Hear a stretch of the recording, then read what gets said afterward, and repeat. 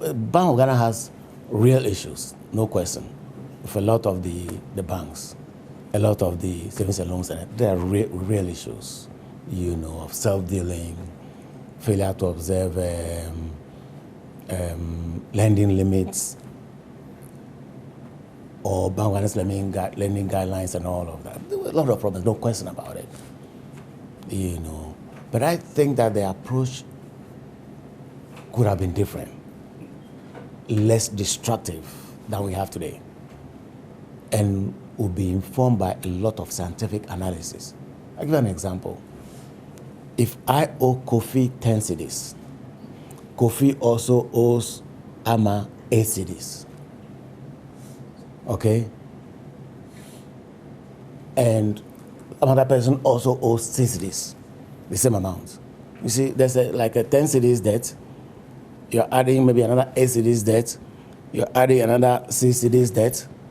You already have a 24 cedis debt. 24. Eh? But at the end of the day, it's not really a net of 24, it's 10. If that 10 is paid to the person who is owed, is what I'm saying, he also pays the 8, the person who, also pays. So there must be analysis that will try to reconcile the books of all the banks and financial institutions, and therefore establish the amount of overlapping indebtednesses so you can get the net indebtedness. So for instance, a book debt of, in the example that I given, 24 cedis, maybe it's just 10 cedis. Once that 10 cedis is paid, the same can be said of a lot of government indebtedness to the contractors. Government pays the contractors, maybe 1 point whatever billion is owed. They also pay the banks what they owe them. The banks also pay the other banks that they owe.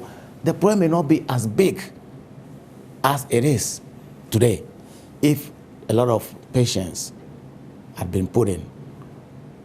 Scientific analysis that helps to establish the nature and the source of those debts. We get a net indebtedness. That is really what the core is, not the summation of all debts. You see what I'm saying? But when you go in the way you have gone in, then you don't allow logical reasoning and approach to come in that helps to solve the problem in a smooth way. So at the end of the day, the person who is owed 10 cedis is in the hole by 10 cedis. It's not getting 10 cedis. The person who he also owes 8 cedis is in the whole 8 cedis. That person, so everybody's, is destroyed when just one payment of 10 cedis would have solved all payment problems. So analysis that, almost like that's a certain amount of offsetting. A certain amount of offsetting. I realize that some of these debts can be collected from the books. This one cancel this one cancel this, one cancel this. Not a lot of money would exchange. Problem is solved. But when you hit the way you have done, you create disaster. That's what we have. You see. And again, it creates the kind of panic that is not good. There is no bank in this world that can survive a rush on it, because no bank keeps all monies that they take from depositors as cash sitting there. Okay, how do bank raise money? We learn it from our O-level economics. Okay, the bank, you put 10 cedis there. Out of the 10 cedis, because they know you don't need all immediately, they take 9 and give somebody as a loan. That person also probably took the money as credit, like he didn't probably take it out. So again, more money can be so from 10 cedis can be created a lot of money. You see what I'm saying? We pick up all of this, so it's important that some of these things are approached in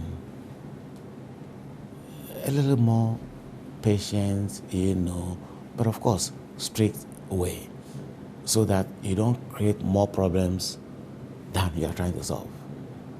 You see? So it makes the whole system confused, and so many banks, many savings and loans will cave in when they must not.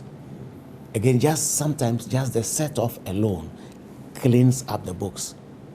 And so what injection of money is needed is so much smaller than was thought about. You see, I said, no one bank in this world can withstand a rush by investors because non-escaping money. They fall for the process of creating money from 10 cedis, they lend so much money. You see, the strongest bank in this country, if there's a big rumor that there's a scandal that can destroy the bank, just even rumor. When people rushed on that bank now, they can't meet the obligation. That bank is dead. You see, so the kind of the panic that we saw resulting from the way the process was handled itself was not good. You see what I'm saying? It could have been managed a little better, and then the genuine ones who have done genuine lending could survive. You see, just by their debts being set off here and there, because they owe somebody. Somebody also owes them, and some of them are all interrelated. You see, I think that a little more caution would have helped the process. So it's one of two things. It's either that the Bank of Ghana didn't quite understand the analysis that you've just explained, or they understood it but deliberately did something else. Now, which is it? Bank of Ghana has a lot of serious people, trust me. They have a lot of serious people, and I'll be surprised if they have not done some of this analysis. But my only worry is that, the rush with which things were done creates a little bit doubt as to whether this kind of thorough across-board analysis was done, as opposed to taking them into our banks. You see what I'm saying? Because if that was done, for example, we know that government owes the contractors. So we know that when the government pays contractors X billion, this bank will get maybe 200 million. And so the 50 or the 100 million they also owe can be paid. It's all part of the same analysis. It's not just of the banks, but all the indebtednesses. Developing a big spreadsheet that tries to, reconcile them and to establish the overlaps and what have you, would lead us to what the core, what the fundamental indebtedness is,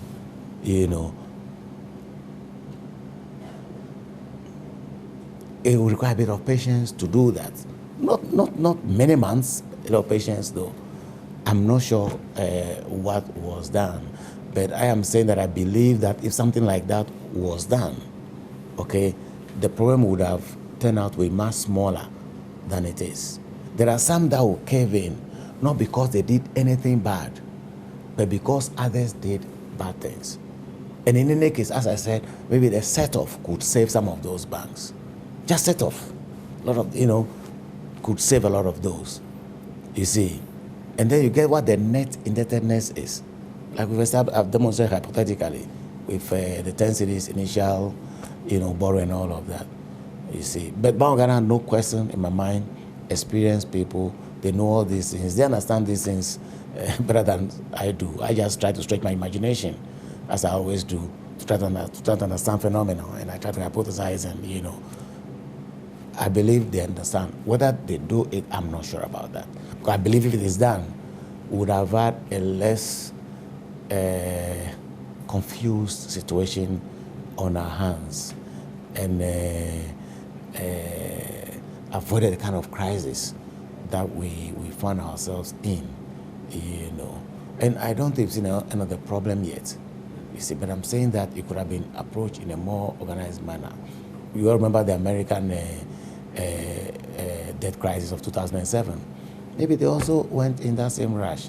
Even at that time, I was wondering, did they really reconcile all the books, again, to establish the overlaps and do setups to narrow down the difficulties and minimize the I don't know whether they did it, and I'm not sure that we did it ourselves, but I believe that something like that done will create a less, rancorous situation. Mm.